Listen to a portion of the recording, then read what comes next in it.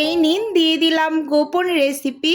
যাদের কাবাব তেলে দেওয়া মাত্র ছেড়ে যায় বা ভেঙে যায় তাদের জন্য আমার আজকের এই রেসিপি। হ্যালো এভরিওয়ান, আসসালামু আলাইকুম। কেমন আছেন সবাই? আশা করি আল্লাহ তাআলার অশেষ রহমতে সবাই খুব ভালো আছেন। আলহামদুলিল্লাহ, আমিও ভালো আছি। আজকে আমি আপনাদের সাথে শেয়ার করব ফ্রোজেন পদ্ধতি সহ চিকেন কাবাবের রেসিপি। আশা করি আজকের রেসিপি ভালো লাগবে। তো প্রথমেই এখানে আমি মুরগির বুকের মাংস এই যে একটু বড় বড় করে কেটেছি, অনেকটা ছোট করে কেটে নেইনি। দেখুন, ভালোভাবে লক্ষ্য করলে বুঝতে পারবেন। তো এখানে 800 গ্রাম মুরগির বুকের মাংস আছে। তো একটা আপু আমাকে মেজারমেন্টটা ঠিক করে বলে দিতে বলেছেন, তো আজকের জন্য একেবারে ঠিকঠাক মেজারমেন্ট বলে দিচ্ছি। 250 গ্রাম বুটের ডাল আমি 6-7 ঘন্টার মতো ভিজিয়ে রেখেছিলাম, তো ফুলে কিন্তু ডালগুলো ডাবল হয়ে গিয়েছে। এখন ধুয়ে রাখা মাংসগুলোকে আমি দিয়ে দিচ্ছি। প্রথমেই এখানে আমি দিচ্ছি আদা বাটা 1 টেবিল চামচ, সেই সাথে এখানে আমি রসুন বাটাও দিচ্ছি 1 টেবিল চামচ। আমি টেবিল চামচ ব্যবহার করে মশলাগুলো অ্যাড করছি, ভালোভাবে লক্ষ্য করলে বুঝতে পারবেন। এখানে লাল মরিচের গুঁড়োটা দিয়ে দিচ্ছি 1 টেবিল চামচ, জিরা গুঁড়ো দিচ্ছি 1 টেবিল চামচ, সেই সাথে ধনিয়া গুঁড়ো দিচ্ছি 1 টেবিল চামচ এবং রেডিমেড যে কাবাব মশলাটা পাওয়া যায়, আমি সব সময় রেডিমেড কাবাব মশলা দিয়েই কাবাব তৈরি করি। এতে করে খুব সহজ হয় এবং টেস্টটাও খুবই ভালো আসে। তো এখানে হচ্ছে কাবাব মশলা আমি উঁচু উঁচু করে 2 টেবিল চামচ দিয়ে দিচ্ছি। আর সেই সাথে এখানে মানে সাদা গোলমরিচ গুঁড়োটা দিয়েছি 1/2 টেবিল চামচ এবং সেই সাথে এখানে আমি গরম মশলার গুঁড়ো দিয়েছি 1/2 টেবিল চামচ। যেহেতু রেডিমেড কাবাব মশলা দেওয়া হয়েছে, তো এর জন্য কিন্তু আমি এখানে গরম মশলার গুঁড়োটা কম দিয়েছি। কাবাব মশলার মাঝে কিন্তু সব ধরনের মশলাই থাকে, তো এর জন্য কিন্তু এখানে মশলার পরিমাণটা কম করে দিয়েছি। 3 টেবিল চামচ রান্নার রেগুলার তেল দিয়েছি এবং কিছু কাঁচা পেঁয়াজ দিয়ে দিলাম। এবার হাতটাকে ভালোভাবে ক্লিন করে খুব সুন্দরভাবে হাত দিয়ে মেখে নিচ্ছি। হাত দিয়ে মেখে নিলে মশলাগুলো খুব সুন্দরভাবে সব কিছুর সাথে মিশে যায়। আমার এই কাজটা করতে খুবই কষ্ট হয়, মানে হাত জ্বালা করে, তো আমি এর জন্য চামচ দিয়েই করি, কিন্তু আজকে হাত দিয়েই করে নিয়েছি। খুব ভালোভাবে কিন্তু এই যে সব মশলার মাঝে সব কিছু একসাথে মেখে নিচ্ছি। এখন পর্যন্ত এখানে আমি কোনো টাইপের লবণ ব্যবহার করিনি। কাবাব মশলার মাঝে লবণ থাকে, তো সেই লবণেই কিন্তু এখানে দেওয়া হয়েছে। তো লবণটা দিলে একসাথে পানি ছেড়ে দেয়, তো এর জন্য লবণটা আমি একেবারে শেষের দিকে দিয়ে দিচ্ছি। এই যে এখানে 1/2 চামচের মতো এখানে লবণ দিয়ে দিয়েছি। দিয়ে খুব ভালোভাবে এই যে হাত দিয়ে আবারও একটু মেখে নিচ্ছি। এখানে আমি সেদ্ধ করার সময় একটা স্বাদে ম্যাজিক মশলা ব্যবহার করব, তো সেজন্য এখানে আমি লবণের পরিমাণটা একটু বুঝে শুনে অ্যাড করেছি। যাই হোক, তো এখন হচ্ছে এখানে আমি পানি অ্যাড করছি। তো আমি এখানে হচ্ছে মেজারমেন্ট কাপ দিয়ে 3 কাপ পরিমাণ পানি নিয়েছি। তো পুরো পানিটাই আমি হচ্ছে এখন দিয়ে ভালোভাবে সেদ্ধ করে নেব। তো দেখুন, এই যে খুব ভালোভাবে সব কিছু হাত দিয়ে একটু মানে নেড়ে চেড়ে নিলাম। এবার ঢাকনা দিয়ে ঢেকে চুলোতে বসিয়ে দেব। আজকের কাবাবটা আমি তৈরি করব কিন্তু ডাল ঘুটনি দিয়ে ঘুটে সব কিছু একসাথে আমি হচ্ছে মানে ভেঙে নেব। এই কাজগুলো আমি অফ ক্যামেরায় করব, যেহেতু এই কাবাবের মিশ্রণটা সিদ্ধ হতে অনেকটা সময় লাগবে। আর এর ফাঁকে কিন্তু আমার অনেকগুলো কাজও করে নিতে হবে, এজন্য কিন্তু আমি হচ্ছে ক্যামেরা অফ করে দিয়েছি। আর এখন এই যে একটু ঢাকনা খুলে আপনাদের দেখিয়ে দিচ্ছি। আর আমার চুলার আঁচটা কিন্তু এই পর্যায়ে অন করেও নিয়েছি। মিডিয়াম আছে আমি রান্না করে নেব, মানে হাফ সেদ্ধ হয়ে আসার পর চুলার আঁচটাকে একেবারে লো করে দেব। তারপর আস্তে আস্তে করে পানিটা টানিয়ে নেব। ডাল ঘুটনি দিয়ে ঘুটে সব কিছু কিন্তু একসাথে মিহি পেস্ট করে নেব। কোনো রকম ব্লেন্ডারে ব্লেন্ড করা বা পাটায় বাটাবাটি করার ঝামেলা নেই। এই কাবাবটা তৈরি করতে ভীষণ সহজ। তো দেখুন, সব কিছু কিন্তু খুব সুন্দরভাবে আমি হচ্ছে ডাল ঘুটনি দিয়ে ঘুটে ভেঙে নিয়েছি।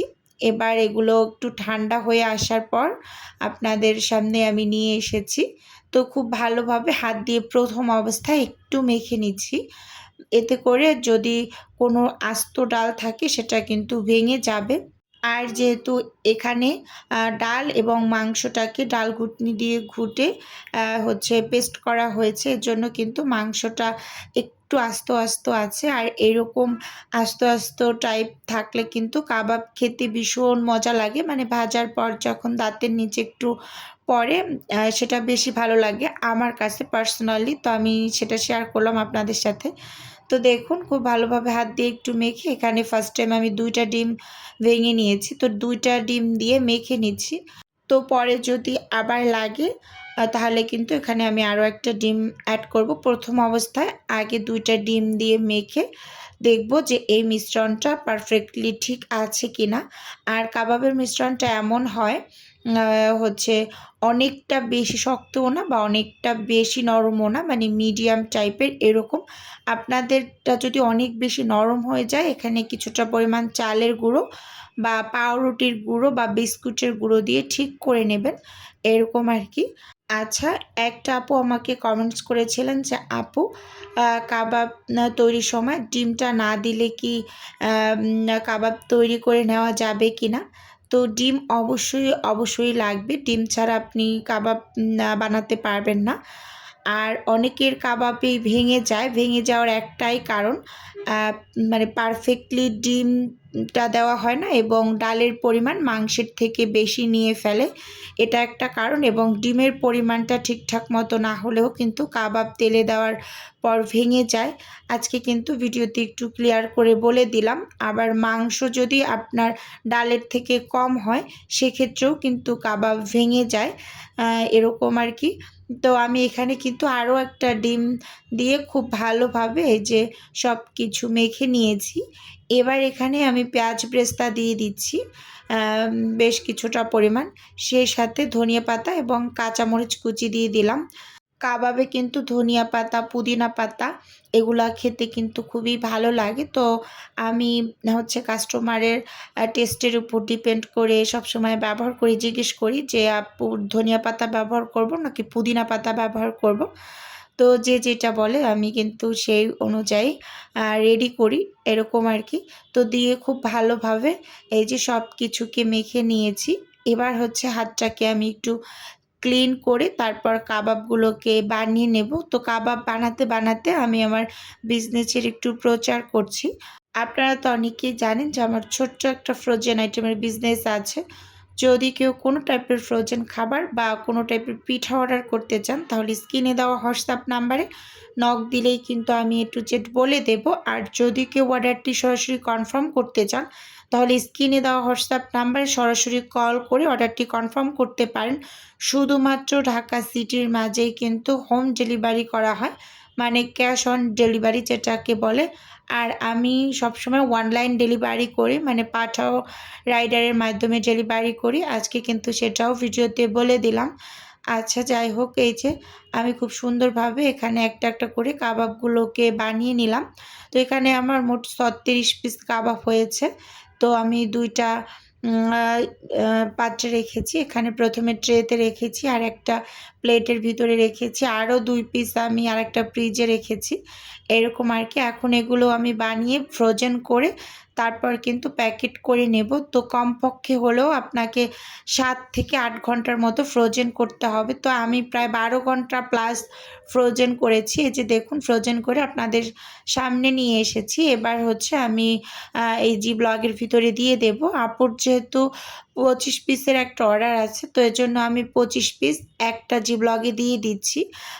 মানে বড় সাইজের যে জি ব্লকটা ওইটার ভিতরে দিয়ে দিচ্ছি। তারপর কিন্তু এটাকে আমি আবারও ফ্রিজে রেখে দেব, কারণ আপুর আরও কিছু খাবারের অর্ডার আছে। তো সবগুলো একসাথে রেডি করে তারপর ডেলিভারি ডান করব। তো আমি কিন্তু এর মাঝে কিছু ডোনাট রেডি করে নিয়েছি, মানে চিকেন ডোনাট রেডি করেছি। আপুর কিছু চিকেন ডোনাটেরও অর্ডার আছে। তো সেগুলো হচ্ছে আমি একসাথে জি ব্লগে দিয়ে দেব। তো দেখুন এখানে এই যে খুব সুন্দরভাবে আমি 24 পিস কাবাব মানে চিকেন কাবাব এটা প্যাকেট করে নিয়েছি। আর বাকি যে কয়েক পিসের ছিল সেগুলো হচ্ছে আমি আমাদের জন্য রেখে দেব বক্স করে। তো এই যে বাকি কয়েক পিসেস আমি এখন হচ্ছে বক্সে করে রেখে দেব ডিপ ফ্রিজে। তো এখানে আমি একটা বক্স নিয়েছি, যারা বাসা বাড়িতে এরকম করে তৈরি করেন তো তারা কিন্তু এরকম একটা বক্সের ভিতরে করে অনেক দিন সংরক্ষণ করে রেখে খেতে পারেন। আর দেখুন এই যে আমি কিছু ডোনাট রেডি করেছিলাম, চিকেন ডোনাট, এটা আলুর ডোনাট না, আলুর চিকেন দিয়ে বানানো না, শুধুমাত্র চিকেন দিয়ে বানিয়েছি। তো সেগুলো হচ্ছে আমি এখন এই যে জি ব্লগে দিয়ে দিচ্ছি। খুব সুন্দরভাবে ফ্রোজেন হয়ে গিয়েছে। ফ্রোজেন হয়ে যাওয়ার পর আমি হচ্ছে এখানে জি ব্লগের ভিতরে দিয়ে দিচ্ছি। এখানে 12 পিসের একটা অর্ডার ছিল, তো 12 পিস আচ্ছা আমি জি ব্লগে দিয়ে তারপর কিন্তু এই ব্যাগটাকেও আমি ডিপ ফ্রিজে রেখে দেব। আরও কিছু খাবার আছে, যেমন পুরি টুরি আমি রেডি করিনি এখনও, তো সেগুলো রেডি করে একসাথে ডেলিভারি কমপ্লিট করব। তো আজকের ভিডিও ওভারঅল আপনাদের কাছে বন্ধুরা কেমন লেগেছে চাইলে ছোট্ট একটা কমেন্টস করে আমাকে জানাতে পারেন। আজকে তাহলে এখান থেকেই বিদায় নিচ্ছি, দেখা হবে নতুন কোনো ভিডিওতে।